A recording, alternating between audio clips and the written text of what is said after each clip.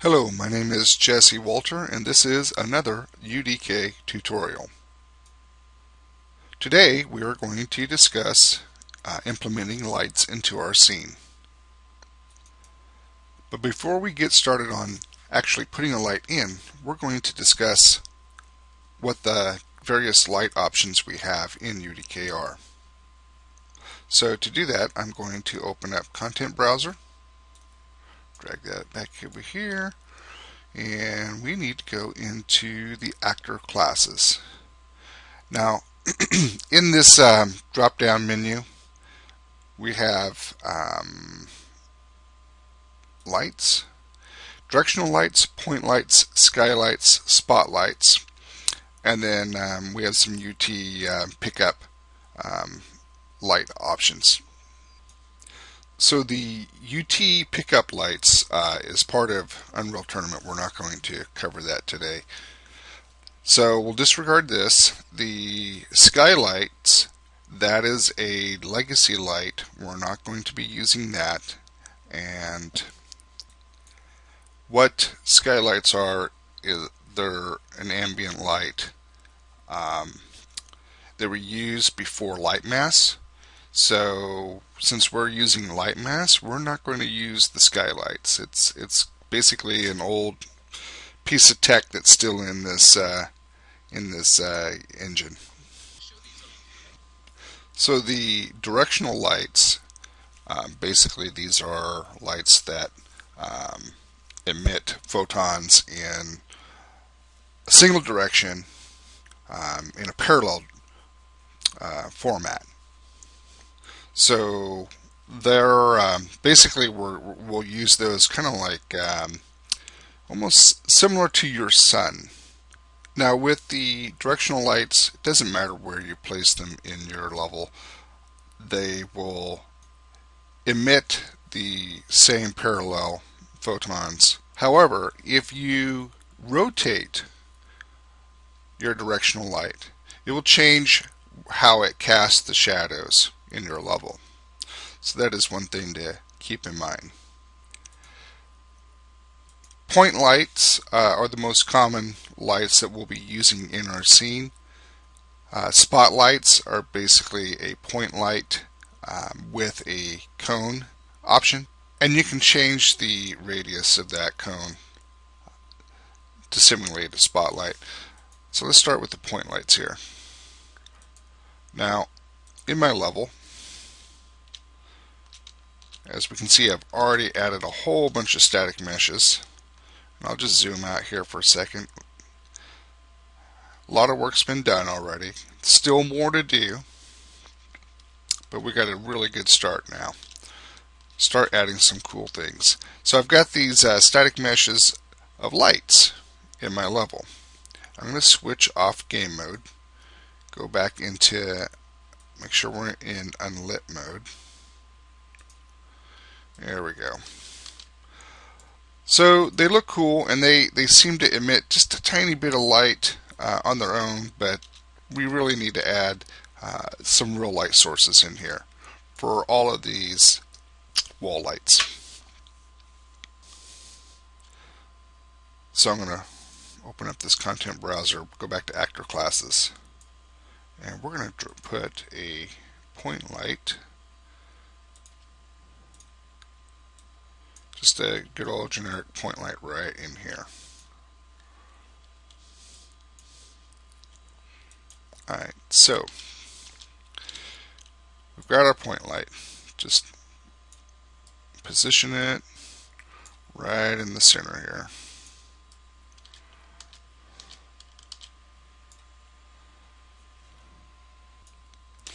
So we've got our light over here on this mesh. We're going to go over the properties of the light and take a look at the effect it has on the mesh as we tried to adjust it in the center where that light bulb, where we would expect that light bulb to be. So if you click on this, you can see that it's trying to cast shadows from this mesh wireframe here.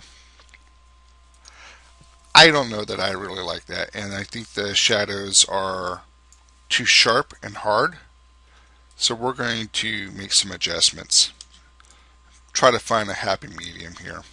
If we move this light out of the way, we can see how that shadow is getting adjusted. Now that might be one way to approach this. Another way is we can adjust the radius of the light. So if we double click on the light properties, and right in here under light mass, and we have brightness. Let's see what kind of effects we get if we change the brightness. So if we increase it, we see that that light gets a lot harder, a lot brighter. We tone it down, and I really think this light, all these lights, we have a lot of them in here in this level. So I want the light to be a little bit dim. Let's try a point. Let's try 0.1. That might do it. I might want to take that back up to 0.2. I was kind of liking that 0.2. Alright, I think I like that for now. Now, if I were to pull this back into here, as you're making adjustments in the properties, you'll notice that the properties get bolded. That means that property has changed from its defaulted value. If you right click on that, reset it to default, you'll get that field will unbold. So if you forget where your settings were and you make an adjustment, simply reset it to default and start over. Alright, so as I've gotten adjusted to this light here, some of the property settings have changed from previous versions of UDK.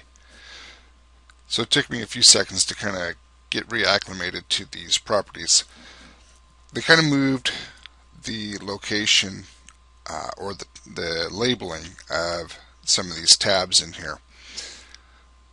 What we really want to be looking at is not light mass settings, but the point light component properties. We have a radius adjustment. If I change this, we'll see huge difference. Let's go to 64. That's a little more like it. So we're getting a little bit of this shadow on the wall from the frame around that light bulb. I like that a lot better than what we originally had. If I set that back to its default, where we've got all this, harsh shadows happening. So 64 was looking nice. If I go into game mode, get a much more better visualization of it. Fall off exponent. Basically, there's a radius. A fall off. It'll diffuse it where your light ends, basically. Fall off shadow exponent. Let's change this to 128, see how that looks. No. 90.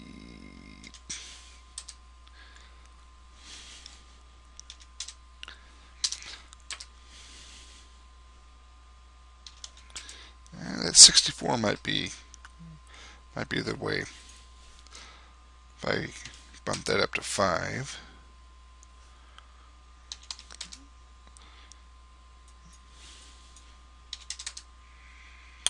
See the difference in the shadowing as we're adjusting the fall off exponent.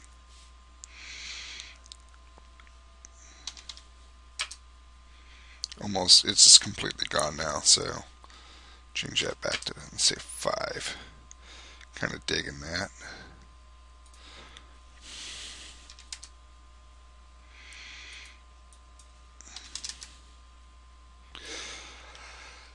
Also, I want to change the color. So I clicked on the under light component, light color. I want to kind of fit this yellowy tint.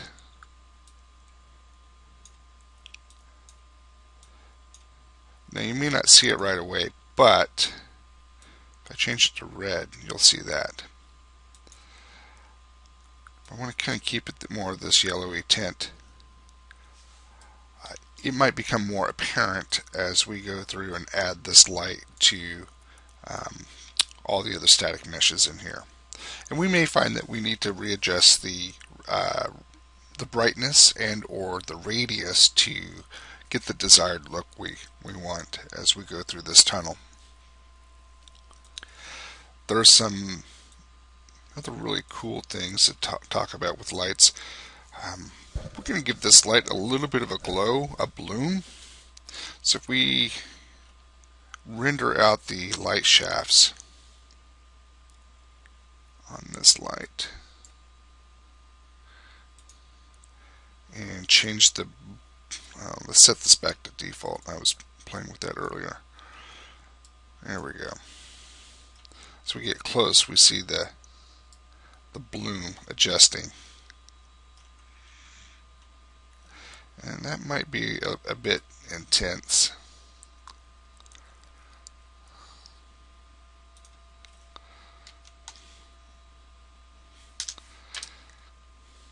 I kind of like that. And you're not really going to see it until you get closer to it. But it kind of adds a little extra ambiance.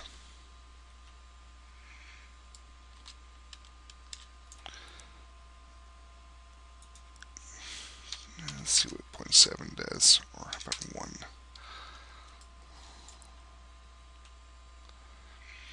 Now it's pretty intense as you get closer.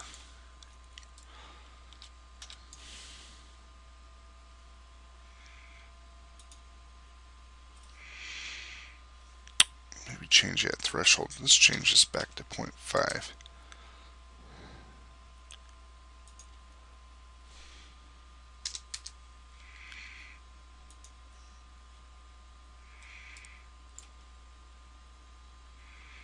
That's kind of cool.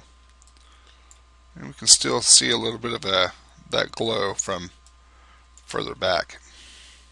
I think it adds just the right touch. Now, another thing we can look at are the properties of our static mesh. So if we open that up, then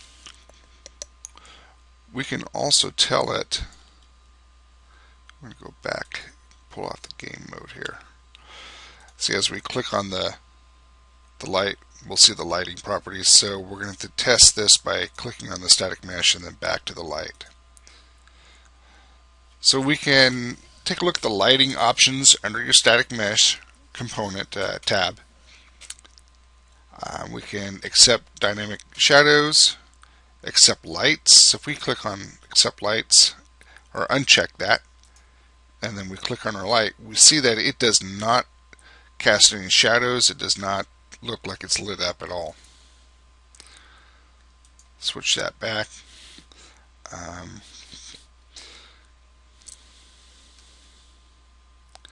Self shadow.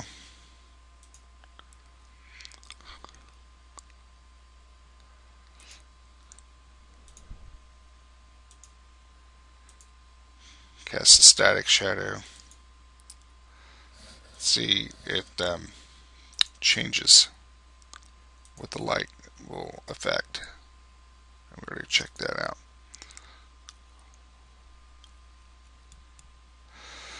So you may have an object that is emitting light, but you don't want it to show the shadows from that light. In this case, I don't mind this kind of this background shadow being emitted from the light. If it was as we had it before, where we had these humongous hard lights or shadows on the wall, I would have, as another option, would have just ignored the light through the static mesh properties.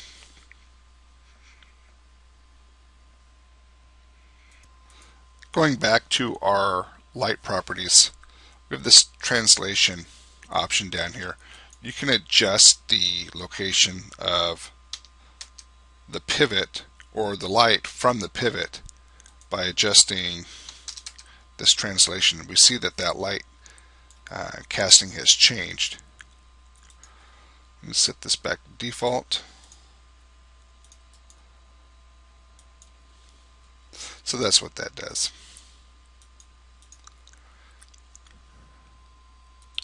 Other attributes, interesting attributes, you can change the shadow color. Well, I got this light where I want it. I'm going to go ahead and just duplicate by holding Alt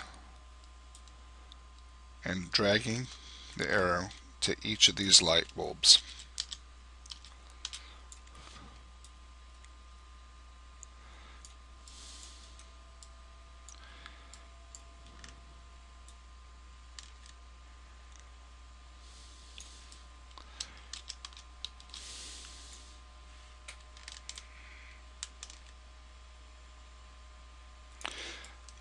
I will pause the video as I populate my level with these lights, and then after that we'll review and go over setting up a toggleable light.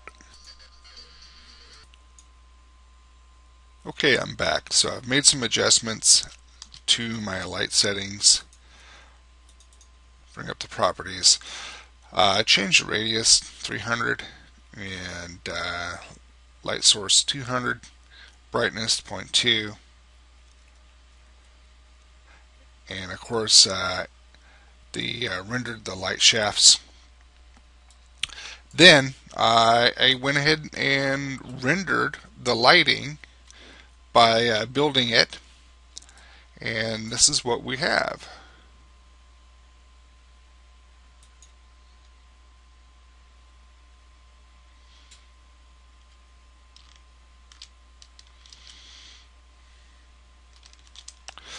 We can see we don't have those harsh shadows, so when you build your lighting, a lot of those harsh shadows will disappear.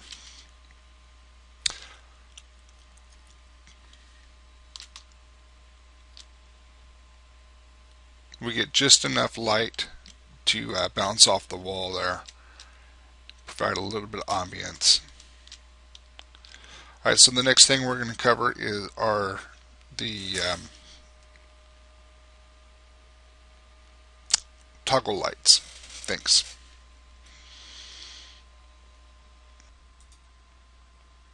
Okay, so I went ahead and added my point lights to all the light fixtures inside my tower.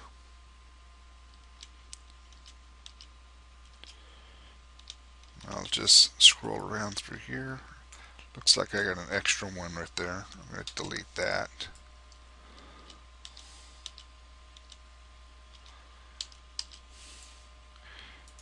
And they may not all look like they're working right.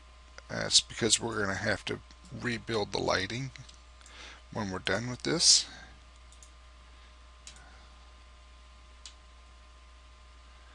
And we've also got multiple light sources kind of conflicting as well.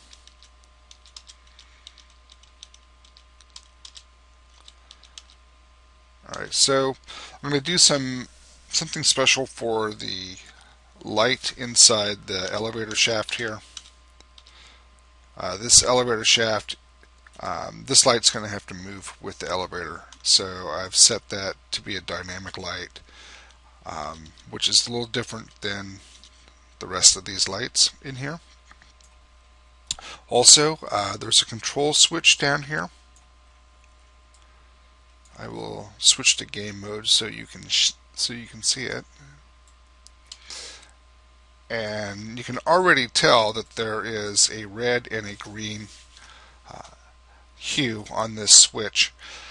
This is going to be an interactive switch we'll make in Kismet to work with our lights, and when we have the switch off, it'll still glow red over here, so that when the player walks in through that door, their eyes will be directed towards this light switch panel here.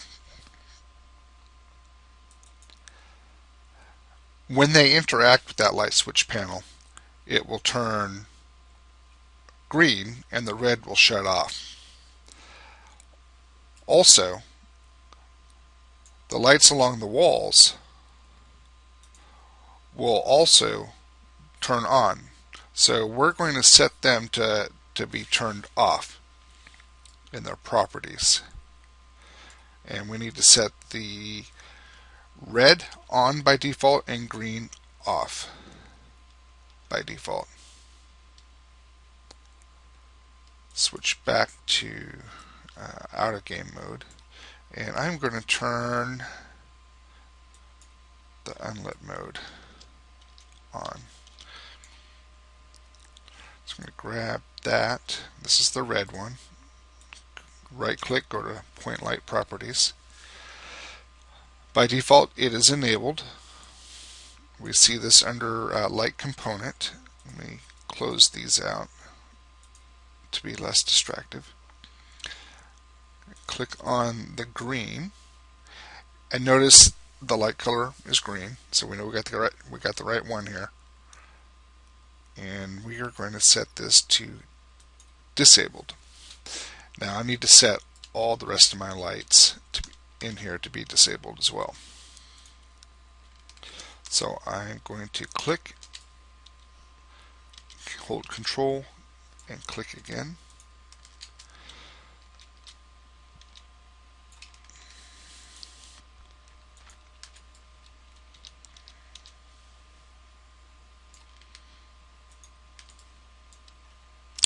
I'm not going to worry about these lights on the outside. We're just going to assume that they're on all the time.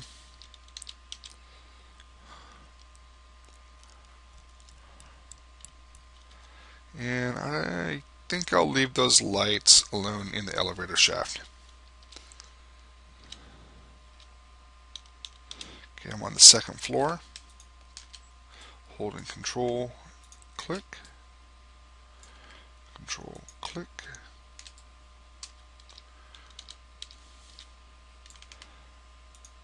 Click, Control, click. Ooh, we need to put a light in here. We'll do that afterwards.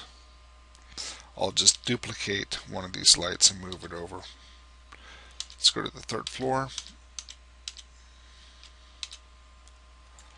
Control click. Control click. Control click. Control click. Control click. Control click. Control click. And you know, for ease, I think I'll put these in another layer.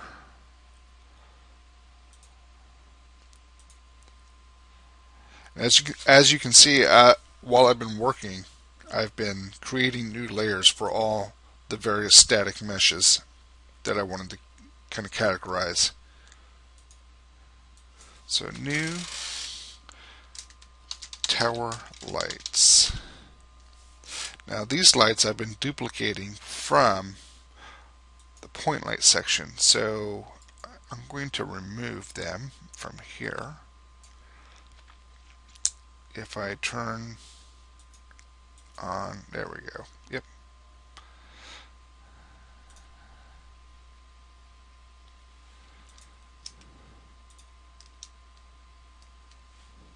Alright, so I've got all those selected. Actually, let's duplicate that one that we're missing down here. Close that out.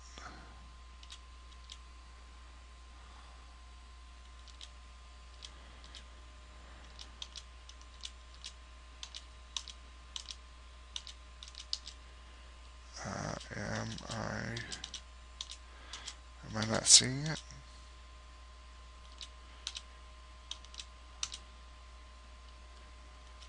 Maybe I need to be on the correct floor. Yep, there it is.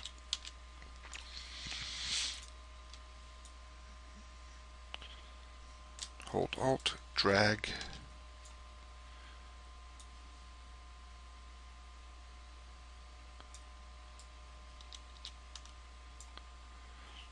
I think I dragged that too far. Which one? Kind of angle my perspective properly on the camera so I can see which arrow I'm grabbing.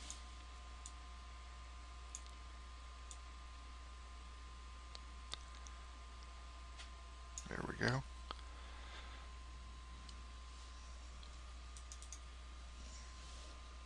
Okay, so double click that, pull up the properties. I'm just going to move that to the side for a second. And now that I have them all in a layer, I can hold Shift, and left click again to select all. And we know we got them because right up here in the title bar, we see point light properties, parenthesis 21 selected, close parenthesis. Now we're going to disable. So by default they are turned off.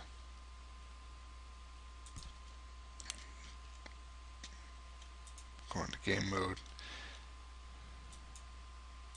and they're off. Doesn't look like it because of the glow of these lights, this light mesh, but once we build the lighting, that should kind of fix that a little bit.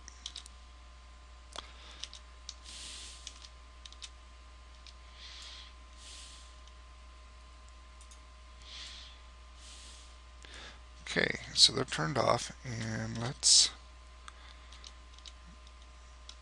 head over here to the light switch. Okay, we're back at our light switch. We're going to have to go into Kismet and create a trigger for this.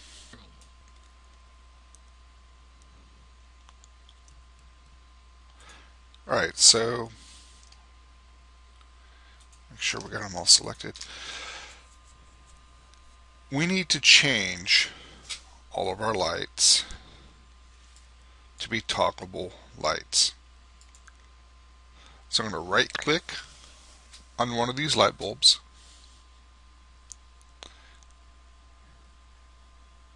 we're going to replace with nope. Where is it at? Oh, convert light to point light toggable.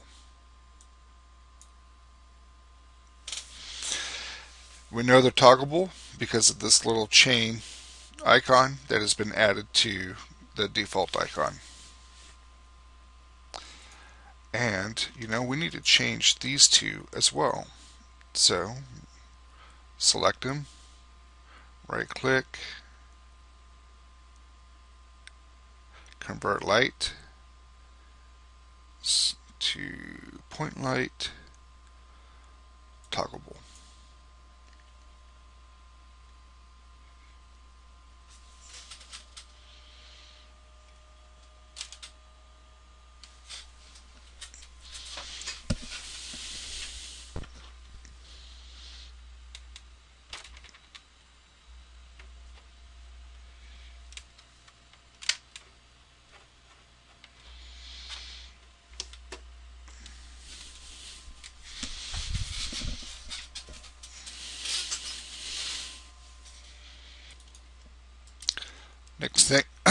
Next thing we need to do is add a trigger in here.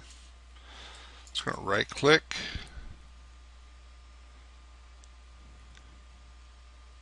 add actor, add trigger. So here's our trigger button.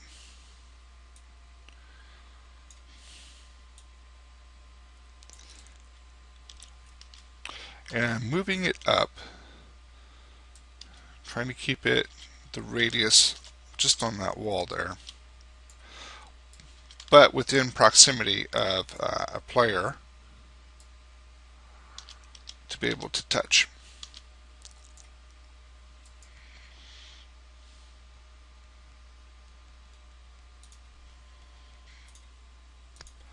So what this trigger will do is anytime a player touches that trigger, it will turn on and off the lights. You can use triggers for all kinds of things. We're going to use it for our elevator to trigger an event for the elevator to go up or down. You could use it for creating matinee scenes, animations, and so forth. Anything that you want to activate with a player interaction. So now we need to open up Kismet. Kismet is located at the top of your toolbar. Looks like a K, black K with the green outline around it. So here's Kismet. Since we still have our trigger selected, I'm going to expand that. We can easily just right click and create a new event. I'm going to create a new event using the trigger 0, and this is going to be a touch.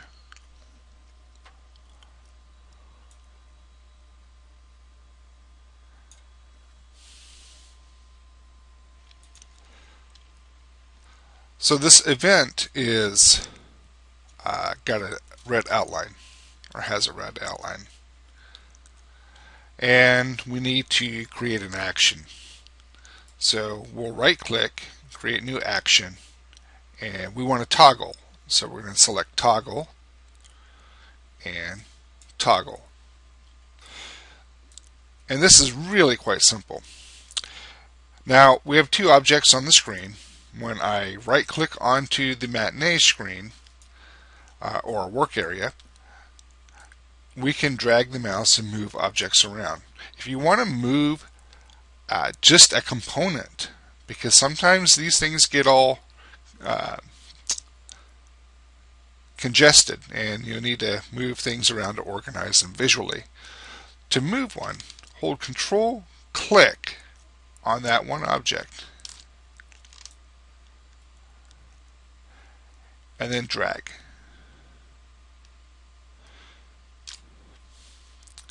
To connect the trigger to the event, we just need to select which output we want to use, and we're going to use the touched.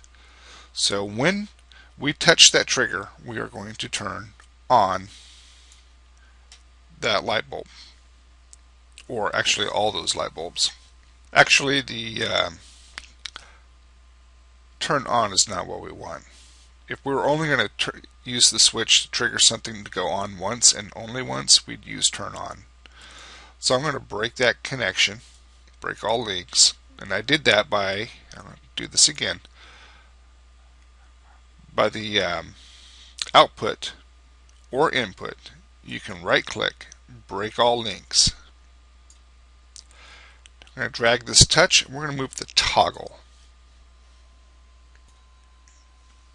In order to tell this switch what to turn on and off, we need to add the target in here. So let's grab our targets. I'm going to shift, select. I'm going to right click and new objects vars, which is variables using point light toggles. This will drop all those point lights in here.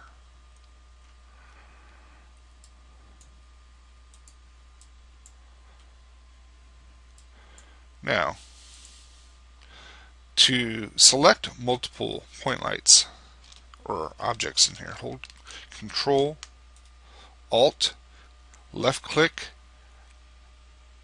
drag, creating a box. And see, I grabbed that toggable. We're going to hold Control, click. Now if we grab these guys, hold Control, drag. We'll put them right here. We're just going to organize this a bit.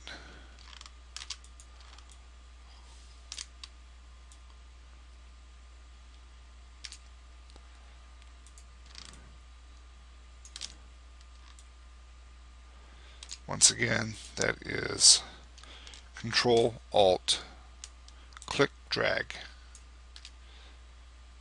Let go of the Alt, keep the control down, click, drag. We're going to zoom in here. And so now we can drag from the toggleable input and just drag, connect all the lights.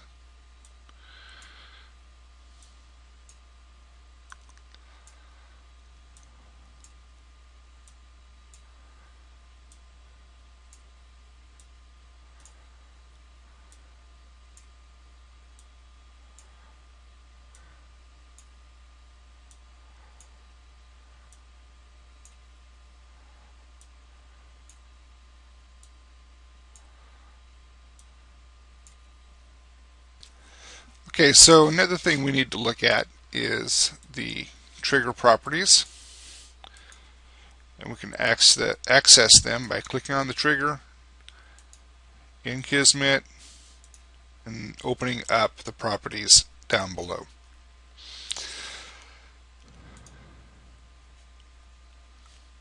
Alright, so this is what we want to change. Maximum trigger count. Maximum trigger count, that's the maximum number of times that trigger can be used. Currently it's set to 1.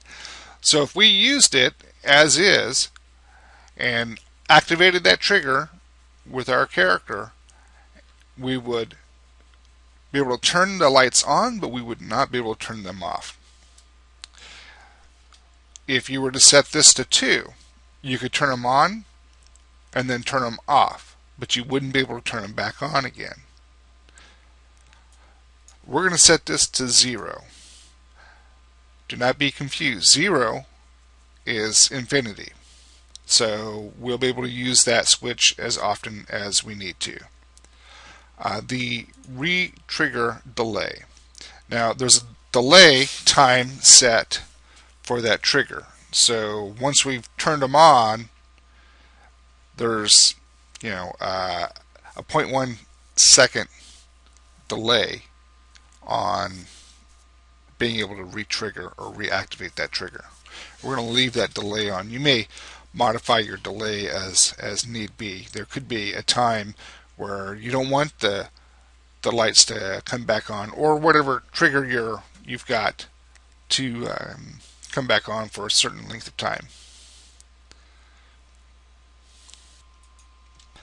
That's pretty much all there is to setting up toggleable lights. So with that, I'm going to readjust the size here, and we're going to need to rebuild our lighting. This is going to take a while. I have a lot of static meshes already in the level. As we can see, lots and lots of stuff has been added. So this may take me about an hour to rebuild everything, which I like to do. I like to rebuild everything when I'm rebuilding the lighting, just in case I added some static meshes that I didn't take into consideration on the last build. One thing I do want to check is making sure that these objects made it into that Kismet switch. So that's point light component 110, and the other one is 111. Let's open up Kismet.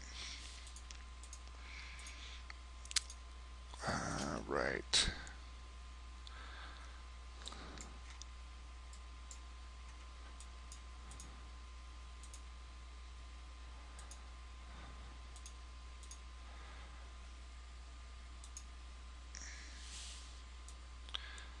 And where are they?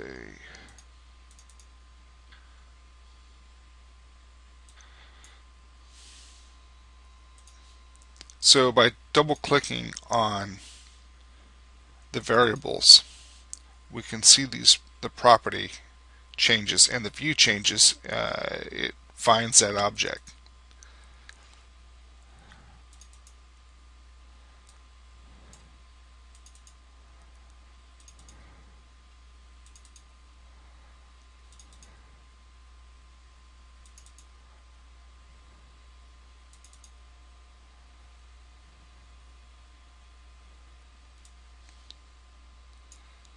Which one is it grabbing? Something outside, alright.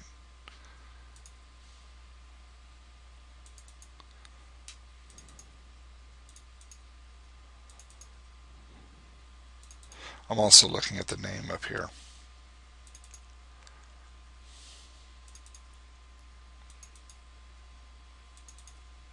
Alright, I do not think we grabbed it. Therefore,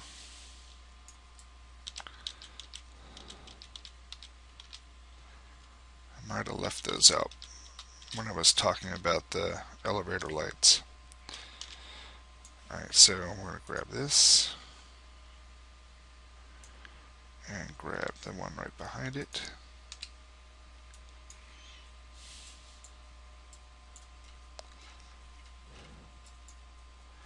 And add new bars. Yep, there they are. And you can tell because they're color coded as well.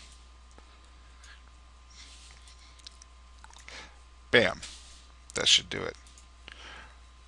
Alright, so I'm going to build my level, and I will pause the video while it builds and get right back to you, and we'll test it out. Okay, so this is done building. We're going to test it out.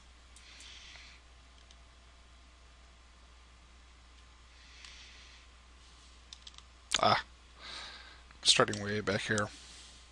Let me escape. I'm going to play from this area in the viewport. Alright, so it looks like the lights are off.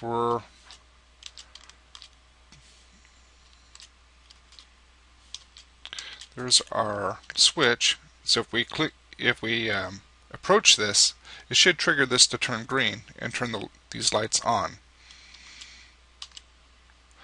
It is green, and now we have more lighting. We got some funny things going on in here. I'll have to figure out what needs to be done to adjust this here. But as we can see, we have more light. If we go back and click on it, it should turn green or red. Turn red, and the lights have dimmed. Try it again. Turn it on. Lights are on. Off. On. Pretty slick. Alright, in the next video, I'll figure out what's going on in this area here. We've got some strange lighting happening, and we will go over the movers by creating an elevator. Alright, thank you. Have a great day.